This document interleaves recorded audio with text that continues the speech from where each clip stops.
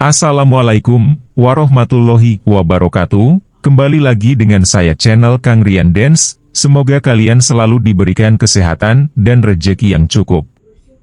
Kali ini saya akan menceritakan kisah sejarah Bandung Lautan Api. Enggak usah berpanjang lebar, mari kita ke videonya.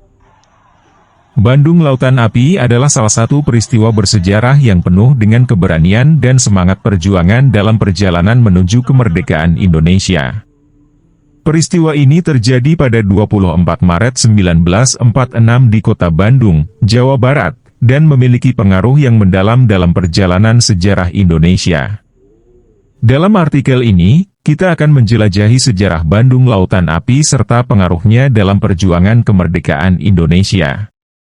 Setelah kemerdekaan Indonesia diproklamasikan pada 17 Agustus 1945, negara baru ini menghadapi berbagai tantangan, termasuk usaha-usaha penjajah Belanda untuk merebut kembali kendali atas wilayah Indonesia. Perang kemerdekaan Indonesia yang sering disebut sebagai agresi militer Belanda dimulai pada tahun 1945. Konflik ini mencapai puncaknya saat pasukan Belanda mencoba merebut kembali kota Bandung pada Maret 1946. Monumen Bandung Lautan Api sendiri berada di lapangan Tegalega, Bandung. Monumen yang dibangun untuk mengenang peristiwa bersejarah perjuangan rakyat dalam mempertahankan kemerdekaan. Penyebab terjadinya Bandung Lautan Api sendiri bermula pada kedatangan Sekutu dan Nica di Indonesia yang terjadi setelah Jepang menyerah kepada Sekutu.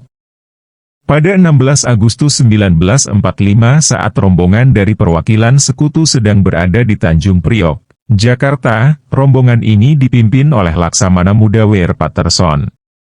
Pasukan yang pada awalnya menjadi Sekutu ini disambut baik oleh masyarakat. Namun dengan kemunculan Nica yang kemudian membuat Indonesia curiga. Nica yang memberikan senjata kepada bekas anggota Koninklijke Nederlands Indische Leger, KNIL. Satuan KIL ini kemudian dibebaskan oleh Jepang dan bergabung dengan Nica. Penyebab terjadinya peristiwa ini sendiri dimulai pada 12 Oktober 1945. Mengutip dari Kemdikbud.go.id, Brigade McDonald yang datang bersamaan dengan pasukan Sekutu. Ketika itu Sekutu meminta senjata api yang dimiliki penduduk untuk diserahkan, kecuali kepada polisi dan Tentara Keamanan Rakyat, TKR. Orang-orang Belanda di kamp tahanan yang baru saja dikeluarkan mengacaukan keamanan hingga akhirnya terjadi bentrokan antara Sekutu dan TKR, tanggal 24 November 1945. TKR kemudian mulai menyerang markas Sekutu di Bandung bagian utara. Serangan ini sendiri dilakukan di Hotel Homan dan Hotel Preanger.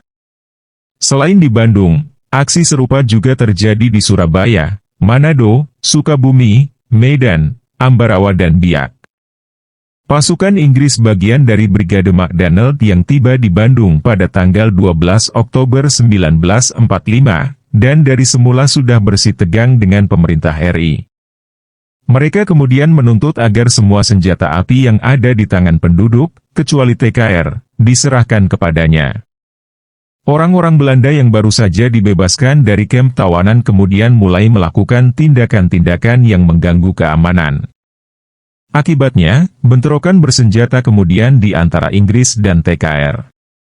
Malam tanggal 21 November 1945, TKR serta badan-badan perjuangan melancarkan serangan kepada kedudukan-kedudukan Inggris bagian utara, termasuk di Hotel Homan serta Hotel Preanger yang mereka gunakan sebagai markas.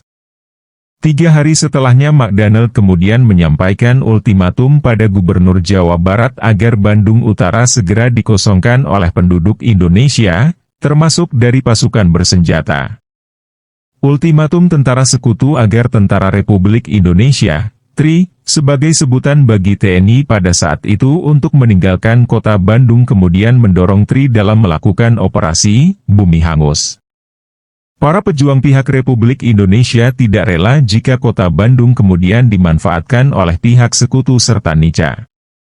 Keputusan ini sendiri diambil untuk membumi hanguskan Bandung melalui Musyawarah Majelis Persatuan Perjuangan Priangan, MP3, di hadapan semua kekuatan perjuangan pihak RI, Hingga akhirnya pada tanggal 23 Maret 1946 Kolonel Abdoel Haris Nasution sebagai Komandan Divisi 3 Tri mengumumkan hasil musyawarah ini dan memerintahkan evakuasi kota Bandung.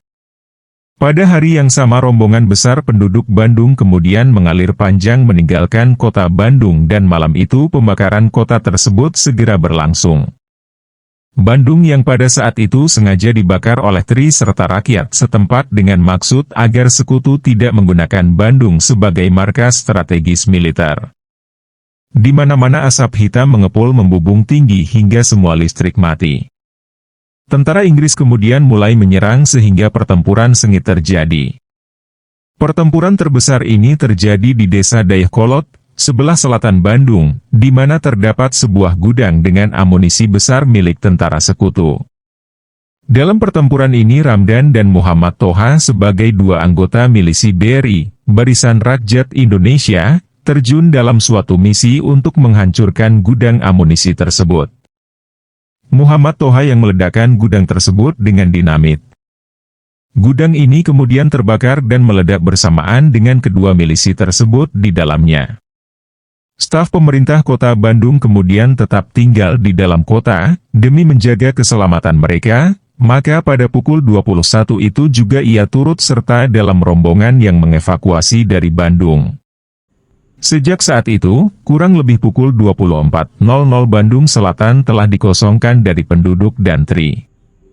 Tetapi api masih membubung membakar kota, sehingga Bandung pun menjadi lautan api. Pembumihangusan Bandung ini dianggap sebagai strategi yang tepat dalam perang kemerdekaan Indonesia karena kekuatan Tri serta milisi rakyat tidak sebanding jika dibandingkan dengan kekuatan pihak sekutu dan Nica yang berjumlah besar.